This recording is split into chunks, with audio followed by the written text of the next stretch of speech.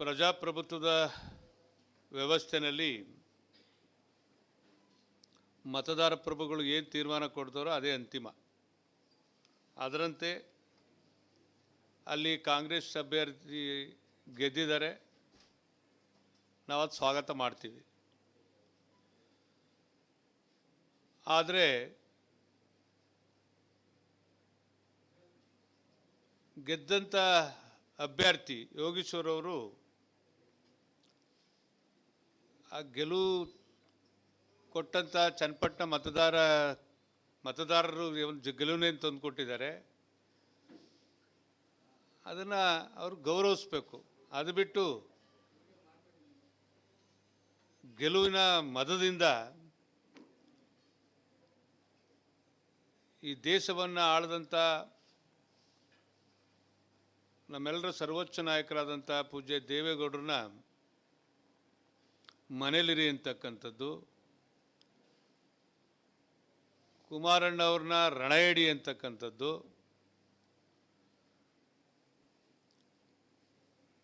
ಇವ್ರಿಗೇನಾದ್ರು ಗೌರವ ತಂದು ಕೊಡುತ್ತಾ ಈ ಮಾತುಗಳಿಂದ ಅಂತಕ್ಕಂಥದ್ದನ್ನು ಕೇಳಲಿಕ್ಕೆ ಬಯಸ್ತೇನೆ.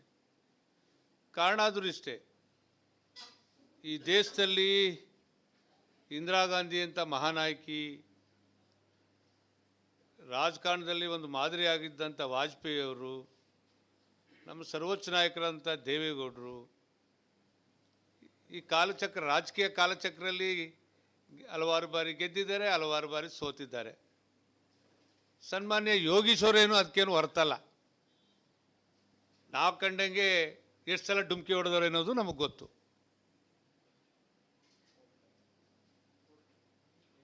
ಈಗ ನಿಖಿಲ್ ಅವರು, ನಾವು ಅವತ್ತು ಮಂಡ್ಯ ಜಿಲ್ಲೆಗೆ ಅನಿವಾರ್ಯವಾಗಿ ಲೋಕಸಭೆಗೆ ನಿಲ್ಲಿಸಿದ್ವಿ. ಅವತ್ತು ಎಲ್ಲೋ ಒಂದು ಕಡೆ ಅಂಬರೀಷ್ ಅಣ್ಣ ಅವರ ಈ ಜಿಲ್ಲೆಯ ಅವಿನಾಭಾವ ಸಂಬಂಧ ನಿಖಿಲ್ ಅವರಿಗೆ ಚುನಾವಣೆಯಲ್ಲಿ ಸೋಲಾಯಿತು. ನಾವು 8 ಜನ ಲೋಕಸಭಾ ಕ್ಷೇತ್ರದಲ್ಲಿ ಶಾಸಕರಿದ್ದೋ, ಅದರಲ್ಲಿ 3 ಜನ ಮಂತ್ರಿಗಳಿದ್ದೋ, 3 ಜನ MLCಗಳಿದ್ದೋ, ಅದು ಜನಾಭಿಪ್ರಾಯದ ಮುಂದೆ ಯಾವುದೂ ಅಲ್ಲ. ದೇವೇಗೌಡರನ್ನ ಮನೇಲಿರಿ ಅಂತ ಹೇಳ್ತಿರಲ್ಲ ಯೋಗೇಶ್ವರ್ ಅವರೇ, ಅವ್ರು ರಾಜಕಾರಣಕ್ಕೋಸ್ಕರ ಬೀದಿಲಿ ಓಡಾಡ್ತಾ ಇಲ್ಲ. ಈ ರಾಜ್ಯದ ಅನೇಕ ನೀರಾವರಿ ಸಮಸ್ಯೆಗಳು ಬಂದಾಗ ಯಾವುದನ್ನು ಲೆಕ್ಕ ಇಟ್ಟುಕೊಳ್ಳದೆ ಬೀದಿಲಿ ಹೋರಾಟ ಮಾಡಿದಂಥದ್ದನ್ನು, ಅದರಲ್ಲೂ ವಿಶೇಷವಾಗಿ ನಮ್ಮ ಹಳೆ ಮೈಸೂರು ಪ್ರಾಂತ್ಯದ ಎಲ್ಲ ಸಮುದಾಯದ ರೈತರು ಒಪ್ಕೊಂಡಿರೋದಕ್ಕೆ ಇವತ್ತು ದೇವೇಗೌಡರು ಗೌಡ ಉಳಿದಿರೋವಂಥದ್ದು. ನೀವಿನ್ನೂ ಕುಮಾರಣ್ಣವ್ರನ್ನ ರಣಯಡಿ ಅಂತೀರಿ. ರಣಯಡಿ ನೀವು. ಚುನಾವಣೆ ಅನೌನ್ಸ್ ಆಗಿ ನಾಮಿನೇಷನ್ ಫೈಲ್ ಮಾಡೋದು 2 ದಿನ ಅನ್ನಂಗೆ ಒಡೋಗಿ ಯುದ್ಧ ಮಾಡ್ತೀನಿ ಅಂತ ನಿಂತಿದ್ದಂಥ ಗಿರಾಕಿ ಒಡೋಗಿ ವಿರೋಧಿಗಳ ಜೊತೆ ಸೇರ್ಕೊಂಡು ಅರ್ಜಿ ಹಾಕ್ತಂಥವ್ರು ನೀವು ರಣಯಡಿ, ಕುಮಾರಣ್ಣನ ರಣಯಡಿ. ಸ್ವಲ್ಪ ಗೌರವ ಇಟ್ಕೊಂಡು ಮಾತಾಡಬೇಕು ಮಾತಾಡುವಂಥದ್ದನ್ನು. ಈ ರಾಜ್ಯದ ಜನ ದೇವೇಗೌಡರು ಒಬ್ಬ ರೈತ ನಾಯಕ, ನಮ್ಮ ಕಷ್ಟಕ್ಕೆ ನಮ್ಮ ಹೋರಾಟಕ್ಕೆ ಅವ್ರು ಬಿಟ್ಟರೆ ಇಲ್ಲ ಅಂತಕ್ಕಂಥದ್ದನ್ನು ಒಪ್ಕೊಂಡಿರ್ತಕ್ಕಂಥ ಇತಿಹಾಸ ನಮ್ಮ ಕಣ್ಮುಂದಿದೆ. ಅದನ್ನು ಬಿಟ್ಟು ಯಾವುದೋ ಗಾದಿ ಹೇಳ್ತಾರಲ್ಲ, ಅಮ್ಮಾಡ್ ಬಾಂಬ್ ಕೆಟ್ಟ ನಮ್ಮೂರಲ್ಲ ಸುಮ್ಮನೆ ಕೆಟ್ಟ ಅಂತ, ಹಂಗೆ ಇತಿಹಾಸ ಇದೆ. ಯಾವುದು ಜನರ ತೀರ್ಮಾನದ ಮುಂದೆ ಯಾರೂ ಲೀಡರ್ ಆಗೋಕ್ಕಾಗೋದಿಲ್ಲ. ಅಭಿವೃದ್ಧಿ ಕೆಲಸಗಳನ್ನು ನಾವು ಚನ್ನಪಟ್ಟಣ ತಾಲೂಕಿನಲ್ಲಿ ನಾವೆಲ್ಲ ಇಲ್ಲಿ ಕೂತಿದ್ವಿ ಮುಖಂಡರುಗಳು, ಏನು ಅಭಿವೃದ್ಧಿ ಮಾಡಿದ್ದಾರೆ ಅಂತಕ್ಕಂಥದ್ದನ್ನು ಆ ಊರನ್ನ ಬೀದಿ ಹೇಳುತ್ತೆ. ನಾವು ಯಾವ ಎಕ್ಸ್ಟೆನ್ಷನ್ಗೆ ಬಂದಿದ್ದೀವಿ, ಇಷ್ಟು ಚೆನ್ನಾಗಿ ಕಾಂಕ್ರೀಟ್ ರೋಡ್ಗಳು, ರಸ್ತೆಗಳು ವ್ಯವಸ್ಥಿತವಾಗಿ ಮಾಡಿದ್ದಾರೆ ಅಂತಕ್ಕಂಥದ್ದು ಜನ ಹೇಳ್ತಾಯಿದ್ರು. ಇಲ್ಲೆಲ್ಲೋ ಈಗ ದೇವೇಗೌಡರ ಕುಟುಂಬವನ್ನು ನಿಂದಿಸ್ಬಿಟ್ರೆ ನಮಗೆ ಗೂಟದ ಕಾರ್ ಸಿಗುತ್ತೆ, ಇನ್ನೇನೋ ಮಾಡ್ತಾರೆ ಅಂತ ಪಾಪ ಭ್ರಮೆ ನಿಮಗಿದೆ. ನೀವು ಹೋಗಿರ್ತಕ್ಕಂಥದ್ದು ಎಂಥ ದೊಡ್ಡ ಹುತ್ತ ಅಂತಕ್ಕಂಥದ್ದನ್ನು ಅರ್ಥಕೋಬೇಕು. ಅಲ್ಲಿ ಘಟಸರ್ಪಗಳು ನಿಮ್ಮನ್ನು ಈಚೆಗೆ ಕೆಮ್ಮದಂಗೆ ಇಟ್ಕೋತಾರೆ. ನೋಡ್ತಾರೆ ಮುಂದಿನ ದಿನಗಳಲ್ಲಿ ನಿಮ್ಮ ಬಂಡವಾಳ ಗೊತ್ತಾಗುತ್ತೆ.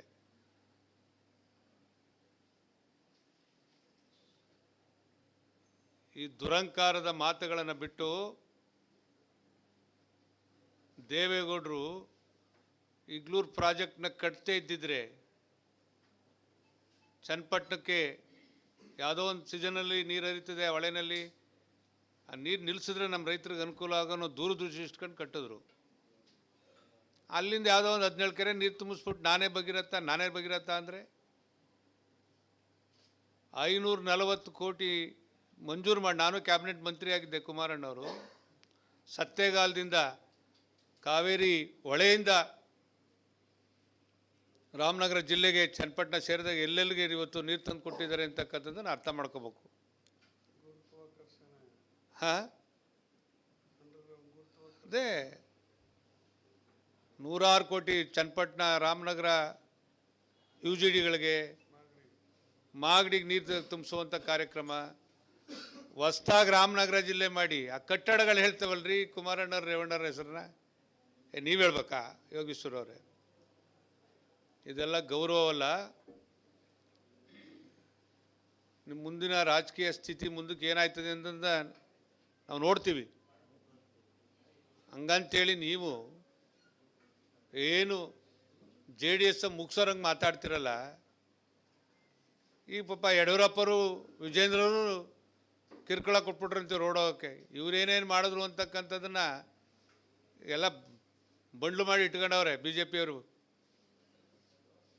ಗೌರವವಾಗಿ ದೇವೇಗೌಡರ ಕುಟುಂಬದ ಬಗ್ಗೆ ಸರಿಯಾಗಿ ಮಾತಾಡೋದನ್ನು ಕಲೀರಿ. ಅಲ್ಲ ರೀ, ವಂಶ ಪರಂಪರೆ ರಾಜಕಾರಣ ಅಂತಿರಲ್ಲ, ನಿಮ್ದೇನು ನಿಮ್ಮ ಪಕ್ಷದಲ್ಲೇ ಈಗ ಹೋಗಿದೆಯಲ್ಲಪ್ಪ ನೀನು ಕಾಂಗ್ರೆಸ್ ಪಕ್ಷದಲ್ಲಿ, ಲಿಸ್ಟ್ ಕೊಡ್ಲಾ, ಒಂದು 50 ಜನದ ಕೊಡ್ಲಾ? 50 ಜನದ್ದ. ಈಗ ನೋಡಪ್ಪ, ಜವಾಹರ್ಲಾಲ್ ನೆಹರೂರಾಯಿತು, ಇಂದಿರಾ ಗಾಂಧಿಯವರಾಯಿತು, ರಾಜೀವ್ ಗಾಂಧಿಯವರಾಯಿತು, ರಾಹುಲ್ ಗಾಂಧಿಯವರಾಯಿತು, ಈಗ ಪ್ರಿಯಾಂಕಾ ಗಾಂಧಿಯವರು. ಅದು ವಂಶ ಪರಂಪರೆ ರಾಜಕಾರಣ ಅಲ್ವಾ? ಬೇಡ. ಈಗ ಇಲ್ಲಿ ಸಂಡೂರಲ್ಲಿ ಮಾಡಿದ್ರಲ್ಲಪ್ಪ, ನನ್ನ ಜೊತೆನೇ MLA ಆಗಿದ್ದ ಅಂತವರು. ಈಗ ಅವ್ರು ಹೆಂಡ್ತಿನೇ ಕ್ಯಾಂಡ್ ಮಾಡಿದ್ರಿ. ಖರ್ಗೆ ಮಗ ಅಳಿಯ ಖರ್ಗೆ ಅವರು. ಬೇಡ, ನಿಂದೇ ಕುಟುಂಬ ಹೇಳಪ್ಪ. ನಿನ್ನ ತಮ್ಮನ್ನು ಜಿಲ್ಲಾ ಪಂಚಾಯತಿ, ನಿನ್ನ ತಮ್ಮನೇನು ನಿನ್ನ ಹೆಂಡ್ತಿನೂ ಜಿಲ್ಲಾ ಪಂಚಾಯತಿ. ಇದು ನಿಮ್ಮದು ವಂಶ ಪರಂಪರೆ ರಾಜಕಾರಣವಲ್ವಾ? ಮಾತಾಡುವಾಗ ಈ ಪ್ರಜಾಪ್ರಭುತ್ವ ವ್ಯವಸ್ಥೆಯಲ್ಲಿ ಜನ ಏನು ತೀರ್ಮಾನ ಕೊಡ್ತಾರೋ ಅಂತಿಮ. ಎಲ್ಲರೂ ಬಾಯಿ ಮುಚ್ಕೊಂಡು ಇರಬೇಕು, ನಿಮ್ಮ ಕೇಮೆ ಮಾಡಬೇಕು. ಏನು ಮುಗಿಸ್ಬಿಟ್ಟಾರಂತೆ JDS? ಅದು ಯಾರು ಒಬ್ಬರು ಕರ್ಕೋವಪ್ಪ ನೋಡೋಣ. ನಮ್ಮ JDS ಪಕ್ಷದ ಶಾಸಕರನ್ನ, ಮಾಜಿ ಶಾಸಕರನ್ನ, ಮುಖಂಡರನ್ನ ಯಾರು ಒಬ್ಬರನ್ನ ಅಳ್ಳಾಡಿಸಿ ನೋಡೋಣ. ಅದು ಯಾವುದೋ ಎಡಬಿಟ್ಟು ದುಡ್ಡು ಸಿಕ್ತು ಅಂತೇಳಿ ಕೆಲವು ಟೈಮ್ MLAಗಳನ್ನ ಏನು ಮಧ್ಯವರ್ತಿಯಾಗಿ ವ್ಯಾಪಾರ ಮಾಡಿಸ್ಕೊಂಡ್ರೆ ಬಿಟ್ಟರೆ ನೀವು ಏನು ಅಷ್ಟು ಸುಲಭ ಏನ್ರಿ? ಎಲ್ರಿಗೂ ಪ್ರತಿಯೊಬ್ಬನಿಗೂ ಅವಧಿ ಆದಂಥ ತೂಕ ಸಿಸ್ಟಮ್ ಇದೆ. ಎಲ್ಲ ಬರೀ ದುಡ್ಡಿಂದಲೇ ನೀವು ಅಳ್ಳಾಡಿಸ್ತೀವಿ. ಇಂಥ ಲಘುವಾದ ಮಾತುಗಳನ್ನು ಮಾತಾಡೋದ್ರಿಂದ ದೊಡ್ಡ ಲೀಡ್ರ್ ಆಯ್ತೀವಿ ಅಂತಿದ್ರೆ ಅದು ನಿಮ್ಮ ಭ್ರಮೆ. ಒಂದು ಮಾತು, ಕೊನೆ ಮಾತು ಹೇಳ್ತಾ ಇದ್ದೀವಿ, ನಿಮ್ಮ ನಡವಳಿಕೆಗಳನ್ನು ಸರಿಪಡಿಸ್ಕೊಳ್ಳದೆ ಇದ್ದರೆ ನಾವು ಮಾತಾಡಿರೋದಿಲ್ಲ. ಗೌರವಾನ್ವಿತ ಈ ರಾಜ್ಯದ ಉಪಮುಖ್ಯಮಂತ್ರಿಗಳಾದಂಥ DK ಶಿವಕುಮಾರ್ ಅವರು ನನ್ನ ಜೊತೆ ಲೋಕಸಭಾ ಸದಸ್ಯರಾಗಿ ಜವಾಬ್ದಾರಿ ನಿರ್ವಹಿಸಿದಂಥ DK ಸುರೇಶ್ ಅವರು ನಿಮ್ಮ ಬಗ್ಗೆ ಮಾತಾಡಿರುವಂಥ ಪ್ರತಿಯೊಂದು ಮಾತಿನ ರೆಕಾರ್ಡ್ಸ್ ನಮ್ಮ ಹತ್ರ ಇದೆ. ನಾವೇ ಬಂದು ಬೀದಿಯಲ್ಲಿ ನಿಂತ್ಕೊಂಡು ನಿಮ್ಮನ್ನು ಹರಾಜು ಹಾಕುವಂಥ ಕೆಲಸವನ್ನು ಮಂಡ್ಯ ಜಿಲ್ಲೆಯ ನಮ್ಮ ರೈತರು ಕರ್ಕೊಂಬಂದು ಹೋರಾಟ ಮಾಡುವಂಥ ಕೆಲಸ ಮಾಡ್ತೀವಿ. ಇದು ಕೊನೆ ಆಗಬೇಕು. ದೇವೇಗೌಡರನ್ನ ಪ್ರಶ್ನೆ ಮಾಡುವಂಥದ್ದಾಗಲಿ, ಅದು ಆಕಾಶ ರೀ. ನೀನು ಎಷ್ಟೇ ನೀವು ಅದ್ರ ಬಗ್ಗೆ ಮಾತಾಡಿ ನಿನ್ನ ಮಕ್ಕೆ ಉಗುಳು ಬೀಳುತ್ತೆ. ಮಿಸ್ಟರ್ ಯೋಗೇಶ್ವರ, ಇದು ಅರ್ಥ ಮಾಡ್ಕೊಳ್ಳಿ. ಜನ ನಿನಗೆ MLA ಮಾಡೋರೆ, ಮೊದಲು ಆ ಕ್ಷೇತ್ರದ ಅಭಿವೃದ್ಧಿ ಮಾಡೋದ್ರ ಕಡೆ ನಿಗಾ ತಗೊಳ್ಳಿ. ಏನೇನು ಮಾಡಬೇಕು ಅಭಿವೃದ್ಧಿ ಮಾಡಿ, ಸಭಾಸ್ಕಿರಿ ತಗೊಳ್ಳಿ. ಅದು ಬಿಟ್ಟು ಲಘುವಾಗಿ ಏನಾದ್ರು ಮಾತಾಡೋಕ್ಕೆ ನಿಂತರೆ ಇವತ್ತು ಮಂಡ್ಯ ಜಿಲ್ಲೆಯ ಎರಡು ಪಕ್ಷದ ಮುಖಂಡರು ಕಾರ್ಯಕರ್ತರು, ವಿಶೇಷವಾಗಿ ನನ್ನ ರೈತರು ದೇವೇಗೌಡರ ಬಗ್ಗೆ ಅಪಾರವಾದಂಥ, ಕುಮಾರಣ್ಣವ್ರ ಬಗ್ಗೆ ಅಪಾರವಾದಂಥ ಗೌರವವನ್ನು ಇಟ್ಕೊಂಡಿದ್ದಾರೆ. ನಿಮಗೆ ತಕ್ಕ ಪಾಠ ಕಲಿಸುವಂಥ ಕೆಲಸನ ನಾವೇ ನಿಂತು ಮಾಡಬೇಕಾಗುತ್ತೆ. ಹುಷಾರ್ ಅಂತಕ್ಕಂಥ ಮಾತನ್ನು ಈ ಸಂದರ್ಭದಲ್ಲಿ ಹೇಳಲಿಕ್ಕೆ ಬಯಸ್ತಾ ಇದ್ದೇನೆ. ಇವತ್ತಿಗೆ ಎಂಡ್ ಆಗಬೇಕು. ದೇವೇಗೌಡರು ಇವತ್ತು ಈ ರಾಜ್ಯದಲ್ಲಿ ವಿಶೇಷವಾಗಿ ಕಾವೇರಿ ವಿಚಾರದಲ್ಲಿ ಯಾವ್ಯಾವ ಹಂತದಲ್ಲಿ ಹೋರಾಟ ಮಾಡಿದ್ದಾರೆ, ಈ ಜಿಲ್ಲೆಯ ಜನ ಮುಖಂಡರು ಅವ್ರಿಗೆ ಯಾವ ರೀತಿ ಸಾಥ್ ಕೊಟ್ಟಿದ್ದಾರೆ ಕಾವೇರಿ ವಿಚಾರದಲ್ಲಿ. ಮಾದೇಗೌಡರೇ ಹೇಳ್ತಿದ್ರು, ಇವರೊಬ್ಬರು ಇಲ್ದಿದ್ರೆ ನಮಗೆ ಇಷ್ಟೂ ನ್ಯಾಯ ಸಿಗ್ತಿರ್ಲಿಲ್ಲ ಪುಟ್ಟರಾಜು ಅಂತೇಳಿ. ಅದನ್ನು ತಿಳ್ಕೊಂಡವ್ರು ಈ ಜಿಲ್ಲೆ ಜನ.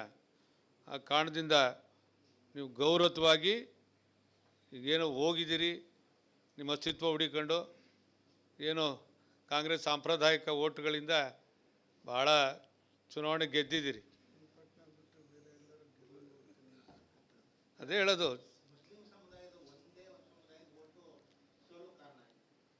ಆಗ ಎಲ್ಲ ಕಡೆ ಆಗಿದೆ, ಅದೇನು ಬರೀ ಮುಸ್ಲಿಂ ಬೂತ್ಗಳಲ್ಲೇ ಆಗಿದೆ ಅಂತಕ್ಕಂಥದ್ದು ಏನಿಲ್ಲ. ನಾವು ಎಲ್ಲ ಕಡೆ ಭಾಳ ಚೆನ್ನಾಗಿ ಜನ ಆಶೀರ್ವಾದ ಮಾಡ್ತಾರೆ ಅಂತಕ್ಕಂಥ ನಿರೀಕ್ಷೆಯಲ್ಲೇ ನಾವು ಕೆಲಸ ಮಾಡಿದ್ವಿ. ಆದರೆ ಈ ಎಲೆಕ್ಷನ್ ಮುಖ್ಯಸ್ಥರು ಯಾರಿದ್ದಾರೋ ಇವರೇನು ಕಣ್ಣು ಮುಚ್ಕೊಂಡು ಕೂತವ್ರೋ ಏನೋ ಗೊತ್ತಿಲ್ಲ. 3 ಉಪಚುನಾವಣೆ ನಡೆಯುವಂಥ ಕ್ಷೇತ್ರಗಳಿಗೆ, ತಾಲೂಕುಗಳಿಗೆ ಹಿಂದಿನ ದಿನ ಅಕೌಂಟ್ಗೆ ಹೆಣ್ಮಕ್ಳು ಕೊಡೋ ದುಡ್ಡನ್ನು ಕಳಿಸ್ತಾರೆ ಅಂದರೆ ಏನು ಇವರೆಲ್ಲ ಏನು ಮಾಡ್ತಾರೆ ಅನ್ನೋದು ನಮ್ಗೆ ಅರ್ಥ ಆಗ್ತಾ ಇಲ್ಲ. ಇದೊಂದೇ ಇಶ್ಯೂನಲ್ಲಿ ನಾವು ಸೋತಿರುವಂಥದ್ದು. ಇದಕ್ಕೆ ಚುನಾವಣಾ ಮುಖ್ಯಸ್ಥರು ಮಧ್ಯಪ್ರವೇಶ ಮಾಡಬೇಕು, ಇದು ಸರಿಯಾದಂಥ ಶಿಸ್ತು ಕ್ರಮ ತಗೋಬೇಕು ಅಂತೇಳಿ ಅವ್ರನ್ನ ನಾವು ಒತ್ತಾಯ ಮಾಡ್ತೀವಿ. ಕೊಟ್ಟಿದ್ದೀವಿ, ಸ್ಟೇಟ್ ಲೆವೆಲಲ್ಲಿ ಅದನ್ನು ಪ್ಲೆಡ್ಜ್ ಮಾಡಿಸ್ತಾ ಇದ್ವಿ. ಆ ಕಾರಣದಿಂದ ಇನ್ಯಾವುದೇ ಕಾರಣದಿಂದ ನನ್ನ ಪಕ್ಷದ ನಾಯಕರನ್ನ ಲಘುವಾಗಿ ಮಾತಾಡಿದ್ದೆ ಆದರೆ ನಾವೇ ಬೀದಿಗಿಳಿದು ನಿನ್ನ ಬಂಡವಾಳ ಬಿಚ್ಚಬೇಕಾಗುತ್ತೆ, ನಿಮಗೆ ತಕ್ಕ ಬುದ್ಧಿನೂ ಹೇಳಬೇಕಾಗುತ್ತೆ. ಆ ಕೆಲಸವನ್ನು ನಾವು ಮಾಡ್ತೀವಿ.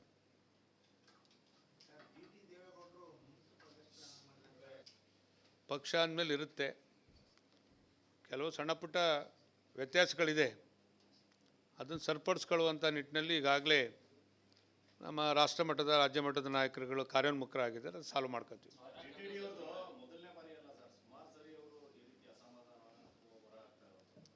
ಈಗ ಈ ವ್ಯವಸ್ಥೆ, ರಾಜಕೀಯ ವ್ಯವಸ್ಥೆಯಲ್ಲಿ ಎಲ್ಲವನ್ನ ಫುಲ್ಫಿಲ್. ಕಾಂಗ್ರೆಸ್ಸಲ್ಲಿ ಮಾತಾಡ್ತಾ ಇಲ್ವೇ ನಮ್ಮ ಮಳವಳ್ಳಿ ನರೇಂದ್ರ ಸ್ವಾಮಿಯವರೇ, ಈ ಪಕ್ಷ ಕಟ್ಟಿದ್ದು ನಾನು ಹಿರಿಕ, ನನಗೆ ಯಾರ ಗಾಡ್ ಫಾದರ್ ಇಲ್ಲ ನಮ್ಮ ಫ್ಯಾಮಿಲಿಲಿ, ಅದರಿಂದ ನನ್ನ ಮಂತ್ರಿ ಆಗುತ್ತಪ್ಪ. ಹಂಗೆ ಇದ್ದೇ ಇರ್ತದೆ, ಎಲ್ಲ ಪಕ್ಷದಲ್ಲೂ ಗೊಂದಲ ಇರುತ್ತೆ.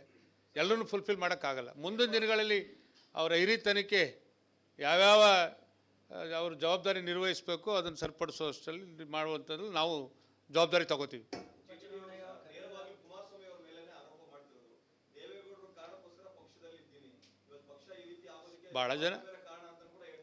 ಭಾಳ ಜನ ದೇವೇಗೌಡರೇ.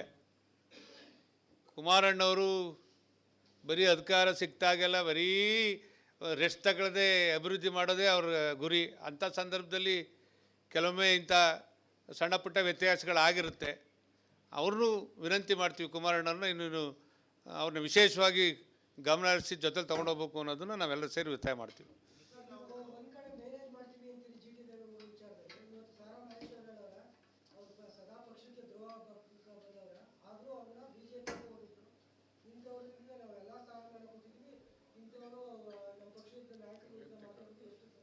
ಈಗ ಅವ್ರಿಗೆ ಇಬ್ಬರಿಗೂ ವೈಯಕ್ತಿಕವಾದಂಥ ಭಿನ್ನಾಭಿಪ್ರಾಯಗಳು ಇದೆ. ಈಗ ಮಂಡ್ಯ ಜಿಲ್ಲೆಯಲ್ಲಿ ನಿಮ್ಮ ಕಾಂಗ್ರೆಸ್ ಪಾರ್ಟಿಲಿ ಹೆಂಗಿದೆಯೋ, ಈಗ ಯಾರು ನಮ್ಮ ನರೇಂದ್ರ ಸ್ವಾಮಿಯವರೇ ಮೊನ್ನೆ ಹೇಳೋರಲ್ಲ, ನಿಮ್ಮ ಪ್ರೆಸ್ನವರು ಎಷ್ಟು ಜನ ಪಾಪ ಭಾಳ ನೋವು ಮಾಡ್ಕೊಂಡು ಹೇಳ್ತಾಯಿದ್ರು. ಹಂಗೆ ಎಲ್ಲ ಪಾರ್ಟಿಲ ಅಂದರೆ ಈಗ ಮಂಡ್ಯ ಕಾಂಗ್ರೆಸ್ ಪಾರ್ಟಿ, ಮಂಡ್ಯ ಕ್ಯಾಜುವಲ್ ಮಾತು ಏನು ಹೆಂಗೆ ಕಾಂಗ್ರೆಸ್ ಪಾರ್ಟಿಯವರು ಇದ್ದಾರೆ, ದಳದ ಪಾರ್ಟಿನೂ ಇದ್ದಾರೆ. ಅದ್ರ ಬಗ್ಗೆ ಅಯ್ಯ ಯೋಗೀಶ್ವರ್, ಪ್ರತಿಯೊಬ್ಬ ಮನುಷ್ಯನಿಗೂ ಒಂದು ಟೈಮ್ ನಡೆಯುತ್ತೆ. ಎಲ್ಲ ಟೈಮಲ್ಲೂ ನಿಮ್ಮ ಕವಡೆಗಳು ನಡೆಯಲ್ಲ. ಮೊದಲಿಗೆ ನಿಮ್ಮ ಹೋಗಿದೆಯಲ್ಲಪ್ಪ, ಅಲ್ಲಿ ಅರಗಿಸ್ಕೋ ಸಾಕು. ಅದು ಬೇರೆ ಯಾರೂ ಅಲ್ಲ, ಡಿ ಕೆ ಶಿವಕುಮಾರ್ ಅವರು, ಡಿ ಕೆ ಸುರೇಶ್ ಅವರು. ನಿಮ್ಮ ಚದುರಂಗದ ಆಟಗಳು ಅಲ್ಲಿ ಬಿಡು. ಈ ಕವಡೆಗಳ ನಿನ್ನ ಕವಡೆಗಳು ಹೆಂಗೆ ಉಲ್ಟಾ ಆಯ್ತವೆ ಅಂತ ನೋಡುವೆ.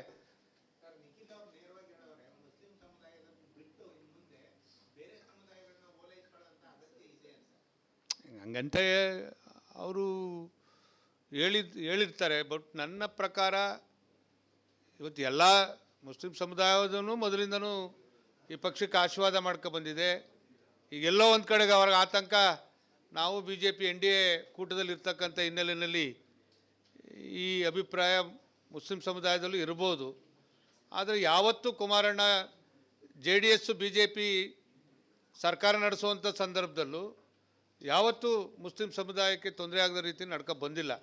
ಮುಂದೂ ನಾವೇನೇ ಇದ್ದರೂ ನಾವೆಲ್ಲರೂ ಭಾರತೀಯರು, ಎಲ್ಲರೂ ಒಗ್ಗಟ್ಟಿನಿಂದ ಈ ದೇಶದ ಹಿತ ಕಾಯುವ ಕೆಲಸ ಮಾಡಬೇಕು. ನಾವೆಲ್ಲ ಒಗ್ಗಟ್ಟಾಗಿ ಹೋಗ್ಬೇಕು ಅನ್ನೋ ನಿಟ್ಟಿನಲ್ಲಿ ನಮ್ಮ ಪಕ್ಷ ಸದಾ ಇದ್ದೇ ಇರುತ್ತೆ. ಇವತ್ತು ಸೋಲಿನ ಒಂದು ಕೆಲವು ಬೂತ್ಗಳಲ್ಲಿ ಕಮ್ಮಿ ಒಟ್ಟು ಬಂದಿರತಕ್ಕಂಥ ಹಿನ್ನೆಲೆಯಲ್ಲಿ ಕೆಲವರು ಎಲ್ಲರೂ ಒಂದೊಂದು ಅಭಿಪ್ರಾಯ ವ್ಯಕ್ತಪಡಿಸಿದ್ದಾರೆ. ಇನ್ನು ಮುಂದೆ ಎಲ್ಲರೂ ಸರಿಪಡಿಸ್ಕೊಂಡು ಹೋಗುವಂಥದ್ದನ್ನು ಮಾಡುವಂಥದ್ದು ಎಲ್ಲರೂ ಜವಾಬ್ದಾರಿ ಇದೆ. ಆ ಕೆಲಸ ಮಾಡ್ತೀವಿ.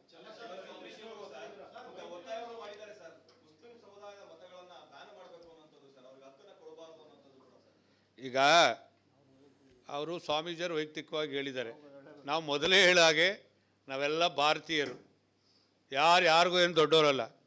ಈ ಭಾರತದ ಡಾಕ್ಟರ್ ಬಾಬಾ ಸಾಹೇಬ್ ಅಂಬೇಡ್ಕರ್ ಬರೆದಿರ್ತಕ್ಕಂಥ ಸಂವಿಧಾನದ ಅಡಿನಲ್ಲಿ ನಮ್ಮ ಜವಾಬ್ದಾರಿ ಏನು ಅಂತಕ್ಕಂಥದ್ದು ಪ್ರತಿಯೊಬ್ಬ ಮನುಷ್ಯ ನಡ್ಕೊಂಡು ಹೋಗಬೇಕು.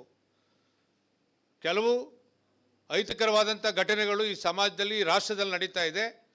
ಅದನ್ನು ಇರ್ತಕ್ಕಂಥ ಸರ್ಕಾರಗಳು ಸರಿಯಾಗಿ ಬುದ್ಧಿ ಕಲಿಸಿ ನಾವೆಲ್ಲ ಒಂದೇ ಅಂತಕ್ಕಂಥದ್ದನ್ನು ಮನೋಭಾವನೆ ಮೂಡಿಸಿ ಕೆಲಸ ಮಾಡಿಸುವಂಥ ಕೆಲಸವನ್ನು ಸರ್ಕಾರಗಳು ಮಾಡಬೇಕು. ಅದು ಮಾಡದೇ ಇದ್ದರೆ ಇದಕ್ಕೆ ಏನೋ ಒಂದು ಈ ಪ್ರಪಂಚದಲ್ಲಿ ಏನು ವಿಶ್ವಮಟ್ಟಕ್ಕೆ ನಮ್ಮ ದೇಶ ಇವತ್ತು ಕಾಲರ್ ಉದುರ್ಕೊಳ್ಳೋ ಮಟ್ಟಕ್ಕೆ ನಮ್ಮ ಗುರುತು ಮಾಡ್ಕೋತಾ ಇದೆಯೋ, ಅದಕ್ಕೆ ಒಂದು ಧಕ್ಕೆ ಆಗುವಂಥ ಸ್ಥಿತಿ ನಮ್ಮಂಥ ರಾಜಕಾರಣಿಗಳಿಂದ ಬರುತ್ತೆ. ಅದಕ್ಕೆ ಅವಕಾಶ ಕೊಡಬಾರ್ದು ಅಂತಕ್ಕಂಥದ್ದು ನನ್ನ ಒತ್ತಾಯ.